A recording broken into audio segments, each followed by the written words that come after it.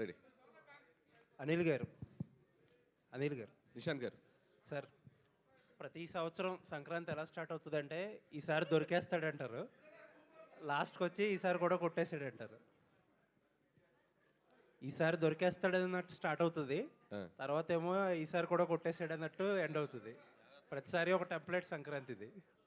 So congrats అండి, very happy for you. Promotions చాలా, మీ సినిమాలు అంటేనే ప్రమోషన్స్, చాలా ప్రమోషన్స్లో చాలా క్వశ్చన్స్ అడిగా, మీరు చాలా చెప్పుకున్నారు. ఒకే ఒక క్వశ్చన్ అందరూ సోషల్ మీడియాలో అడుగుతున్నారు, ఆ క్వశ్చన్కి ఒకటి ఆన్సర్ చెప్పండి. అందరూ సినిమా చూసాక కామన్గా ప్రతి 10 ట్వీట్లలోని ఒక 7-8 ట్వీట్లో ఇళయరాజా గారు గట్టిగా పట్టేసుకుంటారు ఈసారి అన్నారు. ఓ సో ఇళయరాజా గారు ఈ సాంగ్స్, ఈ సినిమాలో ఆయనది ఒక బ్యూటిఫుల్ సాంగ్ దళపతి సినిమాలోది సుందరి సాంగ్. చిరంజీవి గారి, నయనతార గారి ఒక లవ్ ట్రాక్లో చాలా బాగా యూజ్ చేసుకున్నాం. And one of the best episode లాగా అనిపించింది నాకైతే. నేను చేసిన కథల్లో చాలా క్యూట్గా ఉంటుంది. సో ఇళయరాజా గారు గురించి ఒక మాట చెప్పాలంటే, చాలామంది బయట తెలియనిది ఏంటంటే ఆయన ఏదో కేసు వేసేస్తున్నారు, ఆయన దాని గురించి ఆయన పాటలను వాడుకున్నందుకు ఇలా చేస్తున్నారు అనేది. ప్రతిదానికి ఒక ప్రాసెస్ ఉంటుంది.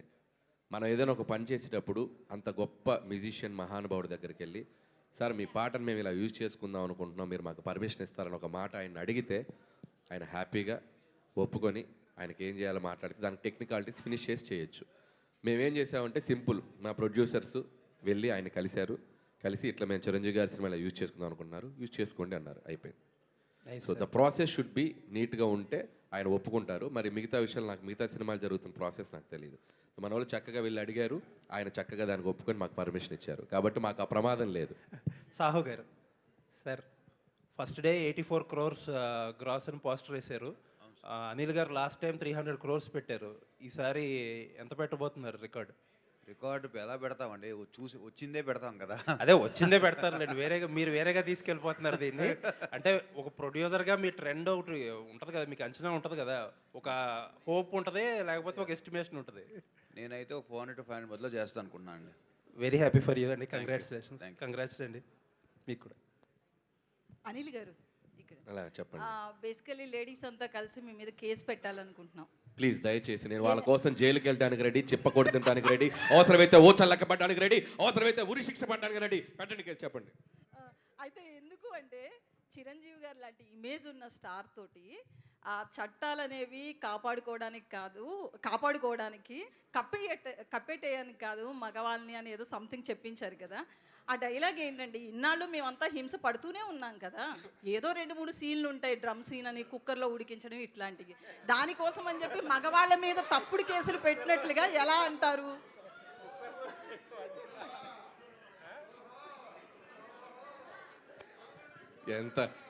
ఎంత సింపుల్గా చెప్పిందో తెలుసు లక్ష్మి. ఆయన లేచి వెళ్ళిపోయాడు నిశాంత్ గారికి భయం వేసింది. కుక్కర్లో మనిషిని ఉడికించడం ఏదో ఈజీగా, ఏదో ఆయన లేచి వెళ్ళిపోయాడు లక్ష్మి గారు. పక్కన మనిషి ఉడకబెట్టినట్టు కుక్కర్లో ఉడకబెట్టి పక్కన మనిషి జంపు. ఇప్పుడు మీరే అన్నారు కదా, అంటే ఇది ఎవరిని అఫెండ్ చేయడానికి కాదు, లేడీస్కి ఉన్న రైట్స్ చాలా అవసరం, సోషల్ లైఫ్లో చాలా అవసరం. మనం చెప్పింది ఏంటంటే దాన్ని అక్కడక్కడ మీరు అన్నట్టే అక్కడక్కడ మిస్యూజ్ అవుతున్న వాటిని అడ్రస్ చేసాం. అది చిరంజీవి గారు లాంటి స్టార్ చేతు చాలా క్యూట్గా, నాకు తెలుసు మీ మనోభావాలు ఎలా దెబ్బతింటే ఎంత దారుణంగా ఉంటుందో పరిస్థితి, అందుకే నేను చాలా చెప్పకుండా అలా క్యూట్గా చెప్పించాను. చాలామంది లేడీసే చప్పట్లు కొడుతున్నారు థియేటర్స్లో. దానికి థ్యాంక్స్, మీరు అడ్రస్ చేసినందుకు. అది చాలా థ్యాంక్స్, మీరు అడ్రస్ చేసినందుకు. సుష్మిత గారు, ఫస్ట్ మీరు మూవీకి సంబంధించి ప్రమోషనల్ కంటెంట్ రిలీజ్ చేసినప్పుడు మీ డాడీ మిమ్మల్ని అడిగారు కదా పేరు నిలబెట్టాలి అని చెప్పి. మూవీ చూసిన తర్వాత ఆడియన్స్ నుంచి వచ్చిన రెస్పాన్స్ తర్వాత చిరంజీవి గారు మీతో ఏమన్నారు? అన్నానండి ఇందాక అన్నట్టు. సో డెఫినెట్గా పేరు నిలబెట్టేవని అనుకుంటున్నాను, బయట నుంచి ఎలా వినపడుతుంది అని అన్నారు. సో బయట నుంచి కూడా ఐఎమ్ రియలీ హోపింగ్ దట్ అదే రెస్పాన్స్ వస్తుంది అనుకుంటున్నాను. బట్ హీఈస్ వెరీ హ్యాపీ, నిలబెట్టావు. అట్లీస్ట్ ఆయన ఏమంటారంటే, పని చేసినప్పుడు, సినిమా చేసినప్పుడు అండ్ ప్రాసెస్లో బిజినెస్ చేసినప్పుడు ఏదైతే డెడికేషన్తో చేస్తున్నావో అది ఫుల్ ఫ్లెజ్డ్గా చేయాలి. ఆ తర్వాత ఇంకా ఆడియన్స్కి వదిలేసి it is up to audience how they receive it. But the way you worked ఆ మెథడ్ చూసి నువ్వు నిలబెట్టుకున్నావు ఆ పేరు అని అన్నారు. సో అనిల్ గారు ఇక్కడ సార్ ఇటు నిన్న రామ్ చరణ్ గారికి సినిమా చూపించారు కదా, ఏమన్నారు సార్, ఎలా ఫీల్ అయ్యారు, ఏంటి అసలుకి? సో రామ్ చరణ్ గారిని నేను చాలా ఎగ్జైటెడ్గా ఫీల్ అయ్యారు ఆయన. సో ఆయన సినిమా అంతా చిరంజీవి గారిని అలా చూస్తూ ఎగ్జైట్ అవుతూ చప్పట్లు కొడుతూ నవ్వుతూ ఎంజాయ్ చేశాను అనిల్ అన్నారు. అండ్ చాలా హ్యాపీ ఫీల్ అయ్యారు, చాలా చాలా హ్యాపీ ఫీల్ అయ్యారు.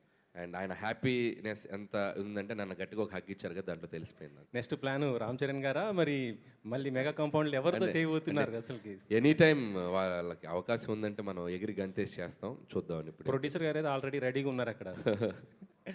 అనిల్ గారు, జీవి గారు, ఇప్పుడు ఈ చిరంజీవి గారి ప్రసాద్ క్యారెక్టర్, చంటబ్బాయి క్యారెక్టర్ని యాజ్ ఇట్ ఈస్గా for modern Yes. Generation with contemporary ఎంటర్టైన్మెంట్తో చేశారు. యా అది రెండోసారి చూస్తే కానీ అర్థం కాలేదా కరెక్ట్, మీ రైటింగ్?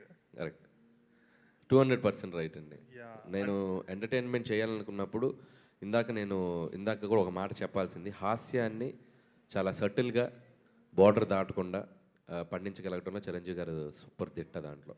సో ఎందుకంటే కామెడీ కొద్దిగా లౌడ్ అయినా ఇదైనా కూడా అది మనకు ఎక్కువ అనిపిస్తుంది. సో ఆయన ఏంటంటే ఆయన చేసేటప్పుడు అసలు ఆ లౌడ్నెస్ ఉండదు, చాలా సటిల్గా చేస్తారు, రియాక్షన్స్ క్యూట్గా ఇస్తారు, ఆ బాడీ లాంగ్వేజ్తో కూడా ఆ బాడీ లాంగ్వేజ్తో కూడా వెరైటీగా చేస్తారు.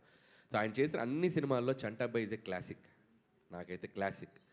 సో అలాంటి సినిమా నాకు చాలా ఇన్ఫ్లుయెన్స్ చేసింది. సో ఫన్ చేసేటప్పుడు దానిలోని ఒక టించ్ తీసుకున్నాను, సో చిన్న టించ్ తీసుకొని మోడర్నైజ్ చేశాను.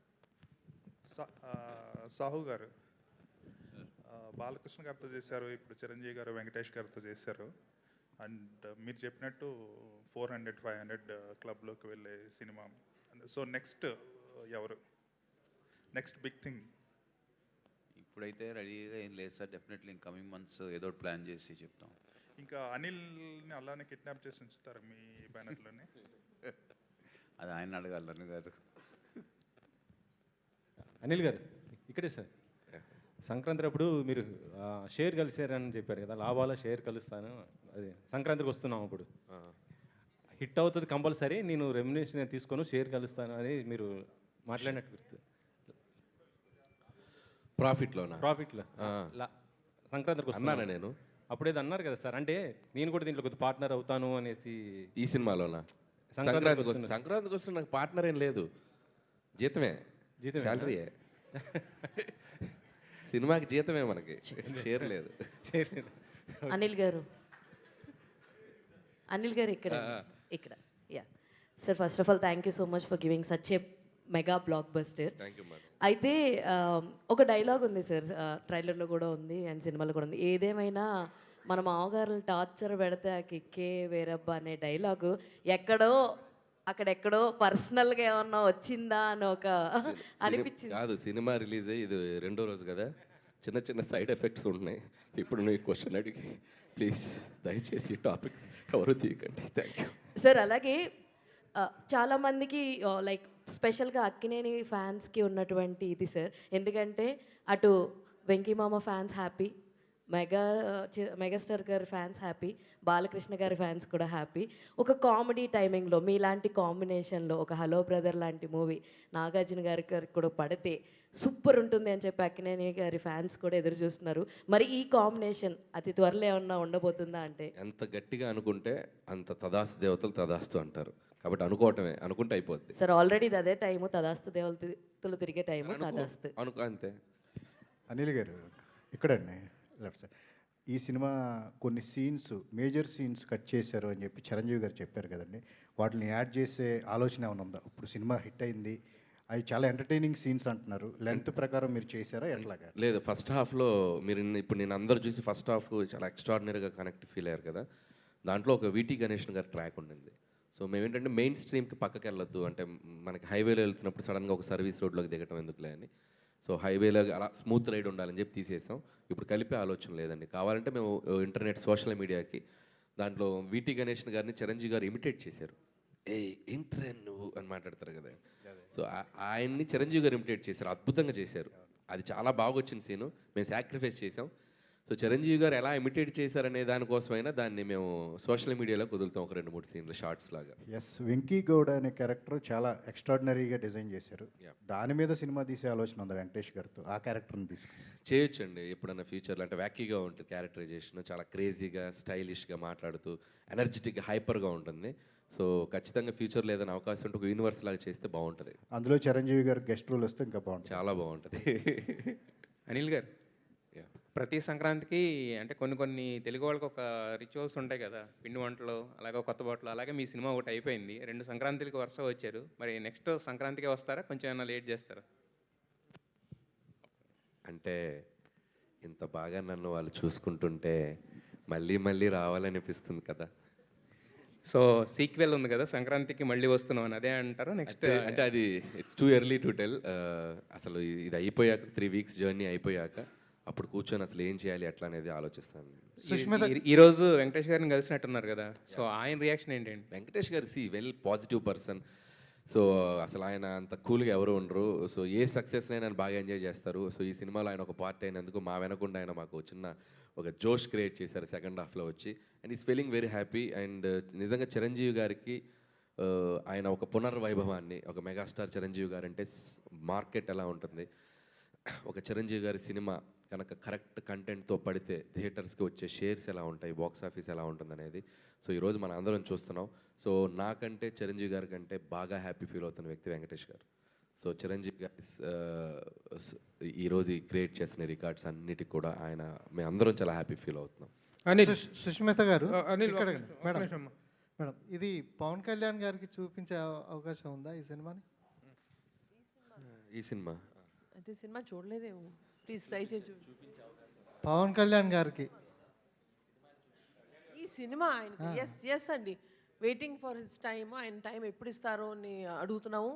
టైం ఇవ్వగానే we are waiting to show him this film. And ఆయన డిప్యూటీ సీఎం అయ్యాక చిరంజీవి గారు కానీ పవన్ కళ్యాణ్ ఒకే స్టేజ్ మీద చూడాలనేది ఫ్యాన్స్ కోరిక. అది ఈ సినిమా సక్సెస్ ఈవెంట్లో కానీ ఏమైనా ఛాన్స్ ఉందా?